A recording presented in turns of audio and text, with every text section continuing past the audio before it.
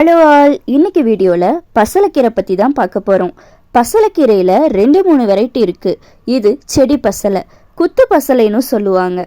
பசலைக்கீரையில் vitamin K, ஏ, B, C, phosphorus, calcium, துத்தநாகம், தாமிரம், copper, இரும்பு, அயோடின்னு நிறைய சத்துக்கள் இருக்குது. பசலைக்கீரையை ஃபேஸ்க்கு எப்படி யூஸ் பண்ணலான்னு வாங்க பார்க்கலாம். பசலைக்கீரையை கழுவி க்ளீன் பண்ணிவிட்டு சின்னதாக வெட்டி அதை இடிக்கல்ல போட்டு அரைக்கணும்.